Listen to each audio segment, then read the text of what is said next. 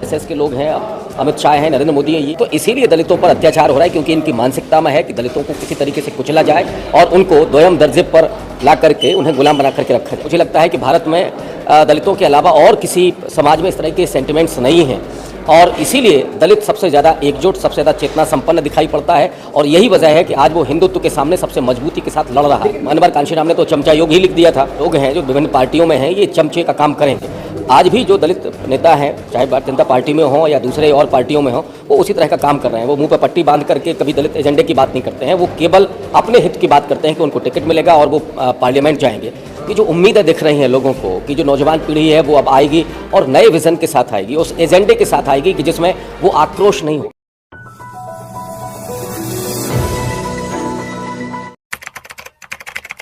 जो दलित वंचित तबका है उसको गुलाम बनाया जाए और ये ऊना से लेकर के हाथरस तक के केस में हम लोगों ने देखा कि सत्ताधारी जो सरकार है, जो पार्टी है, वो अपराधियों के पक्ष में खड़ी हुई थी और जो दलित वंचित तबके थे वो न्याय के लिए तरस रहे थे। इतना ही नहीं, ये पूरी मानसिकता है क्योंकि नरेंद्र मोदी ने 2007 में एक किताब लिखी थी कर्मयोग नाम से और उस किताब में उन्होंने दलितों के बारे में जो टिप्पणी की थी वो कितनी अपमानजनक है। वो उस किताब में पूछते हैं कि ये जो दलित तबका है, जो सफाई कर्मी है, वो सदियों से सफाई क्यों कर रहा है और उसका जवाब देते हुए नरेंद्र मोदी कहते हैं कि दरअसल ये इसलिए कर रहा है क्योंकि इसमें आध्यात्मिक सुख मिलता है। ये बहुत आश्चर्यजनक है कि एक प्रधानमंत्री जो पहले मुख्यमंत्री रहा वो व्यक्ति ये कहता है कि जो मल्ड होने वाला है, जो सफाई करने वाला है, उसे आध्यात्मिक सुख मिलता है इसलिए वो सफाई करता है। मैं तो कहता हूँ कि जो आरएसएस के लोग हैं, अमित शाह हैं, नरेंद्र मोदी हैं, ये इस सुख से वंचित क्यों हैं? तो इसीलिए दलितों पर अत्याचार हो रहा है क्योंकि इनकी मानसिकता में है कि दलितों को किसी तरीके से कुचला जाए और उनको दोयम दर्जे पर ला करके उन्हें गुलाम बना करके रखा जाए। क्या कहेंगे सर, लगातार उत्तर प्रदेश को देखें, बहन जी भी हैं, चंद्रशेखर भी हैं, तमाम और लोग भी हैं। 2024 में लगातार एक आवाज़ आ रही थी कि हाँ इस बार दलित प्रधानमंत्री बनाने की कोशिश लगातार पिछले 2-3 सालों से ये मुहिम चलाई जा रही है। लेकिन अब अगर उस सिनेरियो को देखें तो वो कहीं ना कहीं आपको क्या लगता है कि ये जो चर्चाएँ चल रही हैं पिछले 2-3 सालों से दलित प्रधानमंत्री, तो क्या लग रहा है वो पॉसिबल है? देखिए, ये बाबा साहब अम्बेडकर का सपना था। वो 25 नवंबर 1949 को अपने संविधान सभा के आखिरी भाषण में बिल्कुल अंत में उन्होंने कहा है कि ये जो दलित वंचित तबका है ये गुलामी का बोझा ढोते ढोते थक चुका है, अब इसको सत्ता चाहिए।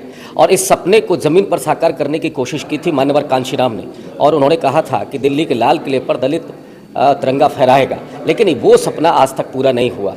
और इस दरमियान पिछले 2-3 साल में ये इशू बहुत तेज़ी से उठा।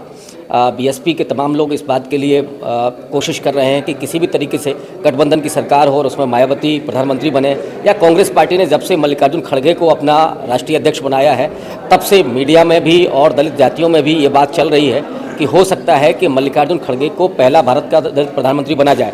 पिछले 2-3 दिन पहले ही शशि थरूर ने भी ये बयान दिया था कि अगर इंडिया अलायंस सरकार बनाती है तो मल्लिकार्जुन खड़गे पहले दलित प्रधानमंत्री हो सकते हैं भारत के।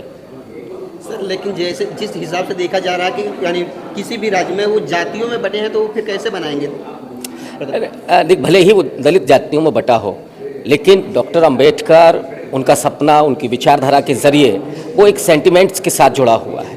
और जब भी, जैसे आज बहन जी का भले ही जनाधार बहुत कम हो गया हो, लेकिन उनके बारे में एक भी अगर टिप्पणी आती है तो पूरा दलित समाज एकजुट हो जाता है। वैसे ही अगर ये सेंटिमेंट्स आता है, जैसे मल्लिकार्जुन खड़गे को लेकर के चर्चा होने लगी थी, सारे दलित समाज में ये चर्निंग हो रही थी कि मल्लिकार्जुन खड़गे पहले दलित प्रधानमंत्री हो सकते हैं, तो दरअसल ये सेंटिमेंट्स का सवाल है। मुझे लगता है कि भारत में दलितों के अलावा और किसी समाज में इस तरह के सेंटिमेंट्स नहीं हैं और इसीलिए दलित सबसे ज़्यादा एकजुट, सबसे ज़्यादा चेतना संपन्न दिखाई पड़ता है और यही वजह है कि आज वो हिंदुत्व के सामने सबसे मजबूती के साथ लड़ रहा है। लेकिन बिखराव क्या है, तमाम दलित नेता वो लगातार बिखराव है उनके अंदर, बाबा साहब का स्लोगन भी पूरा नहीं कर रहे हैं, संगठित। देखिए, नेताओं के बारे में न तो बाबा साहब अम्बेडकर को इस तरह का विश्वास था कि वो एकजुट होंगे कभी। मानवर कांशीराम ने तो चमचा योग ही लिख दिया था। ये जो तमाम लोग हैं जो विभिन्न पार्टियों में हैं, ये चमचे का काम करेंगे। आज भी जो दलित नेता हैं, चाहे भारतीय जनता पार्टी में हों या दूसरे और पार्टियों में हों, वो उसी तरह का काम कर रहे हैं। वो मुंह पर पट्टी बांध करके कभी दलित एजेंडे की बात नहीं करते हैं, वो केवल अपने हित की बात करते हैं कि उनको टिकट मिलेगा और वो पार्लियामेंट जाएंगे। यही वजह है कि दलित जो समाज है वो थोड़ा सा मायूस है और दलित नेता उनके बिकाऊ दिखते हैं। लेकिन समाज की जहाँ तक बात है, मुझे लगता है कि वो बेहद चेतना संपन्न है और वो इस सेंटिमेंट्स के साथ तो लीडरशिप कहीं ना कहीं बदलनी चाहिए, लीडरशिप में बदलाव आना चाहिए Definitely. वर्तमान भारत को देखते हुए। लीडरशिप बदलेगी भी, और जिस तरह से नौजवान पीढ़ी आ रही है, चाहे महाराष्ट्र में प्रकाश अम्बेडकर हों या उत्तर प्रदेश में चंद्रशेखर हों, ये जो उम्मीदें दिख रही हैं लोगों को कि जो नौजवान पीढ़ी है वो अब आएगी और नए विज़न के साथ आएगी, उस एजेंडे के साथ आएगी कि जिसमें वो आक्रोश नहीं होगा। वो आपको नहीं लगता कि जो वोट का बिखराव हो जाएगा, फिर से वही तमाम लोग हैं फिर से सत्ता पे आसीन हो जाएंगे जो अभी वर्तमान में हैं? नहीं, ये देखिए, वोट का बिखराव होता है। जिस दिन कोई दलित लीडर ठीक ढंग से अगर आएगा, मुझे लगता है कि वो दलित फिर से एकजुट हो जाएगा। लेकिन भावनाएं तो